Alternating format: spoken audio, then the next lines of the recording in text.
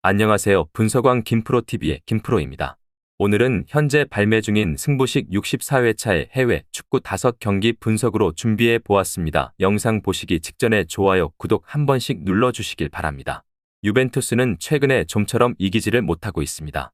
사실 코파 이탈리아 우승과 UCL 진출을 확정지은 상황이라 유벤투스가 그다지 리그에서는 의지가 없어도 이상하지는 않을 듯 하겠습니다. 일단 파올로 몬테로 감독이 경질된 알레그리 감독의 전술을 그대로 답습하고 있는 모습이라서 유벤투스의 경기력이 마지막 경기에서도 큰 반전을 만들 수 있을 것 같지는 않은 상황입니다. AC 몬차는 마찬가지로 좀처럼 승리를 기록하지 못하고 있습니다. 일단 4-2-3-1로 전환한 이후로는 공격적인 꾸준함을 어느 정도 보이는 모습입니다. 하지만 특유의 단단함이 사라진 것이 상당히 아쉬운 상황으로 이어지게 될 수 있겠습니다. 사실 몬차가 중앙에서의 전력이 괜찮다는 평가를 받아도 상위권 팀을 상대로는 체급에서 밀리는 경우가 잦겠습니다. 올 시즌에도 12 이상의 팀을 상대로는 1승밖에 챙기지는 못했습니다. 오버 양상의 무승부를 기대할 수 있겠습니다. 두 팀이 모두 리그에서의 목표는 달성한 상황입니다. 리그에서의 동기부여 자체가 크지 않을 것입니다. 일단 유벤투스도 알레그리의 전술을 답습하고 있는 상황인데 AC 몬차의 경우도 단단함이 흐트러지는 상황이 잦은 모습이고 유벤투스도 슬슬 박스 안에서의 수비력이 우려스러운 모습이기는 하겠습니다. 무승부를 추천드리겠습니다. 알메리아는 기본적으로 카디스를 상대로는 약한 편입니다. 특히 선수들의 발 밑이 아주 좋다고 하기는 어려운 전력이라서 카디스의 생각보다 좋은 압박 능력에 고전하는 양상입니다.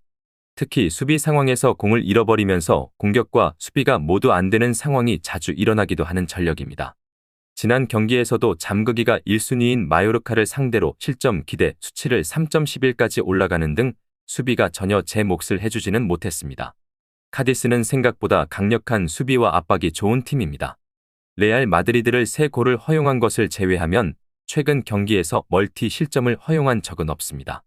물론 카디스의 플레이 자체가 상대 박스를 제대로 타격하는 양상을 만들지는 못하고 있는데 카디스가 강등이 확정된 상황에서 굳이 공격성을 마지막 라운드에서 숨길 필요는 없을 것으로 보고 있습니다. 카디스가 이겨도 이상하진 않겠습니다. 압박이나 수비 능력이 생각보다는 좋은 팀이라고 볼 수 있을 것이고 알메리아의 발 밑이 상당히 둔탁하다는 점을 노려볼 여지는 있을 것으로 보고 있습니다. 물론 카디스의 경우도 박스를 타격하는 능력에서 그다지 힘을 쓰지 못하는 경우가 많지만 알메리아를 상대로는 강점을 꽤 보여주는 편이긴 했습니다. 카디스 승을 추천드리겠습니다. 라요 바에카노는 상당히 강력한 압박으로 어느 팀을 상대로도 경기력을 유지할 수 있는 팀입니다. 다만 경기력 대비 골이 잘 나오지는 않는 유형입니다. 상대 박스 안에서의 터치가 매우 부족한 편이라서 공격수들이 존재감을 보여주기가 어려운 상황으로 볼 수 있겠습니다. 사실 빌바오가 매우 공격적으로 압박을 전방부터 시행하는 만큼 전개 능력이 떨어지는 라요가 자기 진영에서 쉽게 벗어나는 모습을 보여줄 가능성이 얼마나 될지도 모르겠습니다. 빌바오는 여전히 경기력에서의 유효함이 남아 있습니다. 공을 빼앗기는 상황에서는 그 자리에서 바로 압박에 들어가 공을 가져오거나 쇼카운터로 가는 경우가 잦은 유형입니다. 지난 경기 라울 가르시아, 무니아인, 니코 윌리엄스가 고루 공격 포인트를 기록하는 등 상당히 공격진의 폼도 나쁘지 않은 모습을 보여주기도 했습니다. 일단 라요와의 싸움에서도 전반적으로 우세한 흐름을 잡아가는 경우가 잦았습니다. 빌바오가 승리를 거둘 것으로 보고 있습니다. 결국 라요 바에카노의 득점력과 전개 능력이 문제입니다. 빌바오가 공을 빼앗기면 바로 압박에 들어가서 공을 탈취하는 것을 목표로 삼고 있습니다. 라요가 상대 박스를 타격하거나 전개하는 것이 장점은 아닌 편입니다. 따라서 라요가 자기 진영에서 공을 빼내는 것조차 어려운 모습을 보여주게 될 수도 있겠습니다. 빌바오 승리를 추천드리겠습니다. AC 밀란은 살레르니타나와의 경기에서도 강세를 보일 것으로 예상됩니다. 그러나 수비적인 면에서 일부 문제가 드러날 수 있습니다. 최근 두 경기에서는 밀란이 살레르니타나와의 경기에서 무승부를 기록하기도 했습니다. 또한 리그 종료에 가까워지면서 로테이션을 실시하는 경우도 있습니다. 살레르니타나는 상대를 찌르는 기회가 있다면 화력을 발휘할 수 있는 팀입니다. 특히 칸드레바가 골을 기록하는 모습을 보여주고 있습니다. 그러나 중앙에서의 힘과 점유력을 바탕으로 밀어붙이는 팀을 상대로는 일부 약점을 보일 수 있습니다.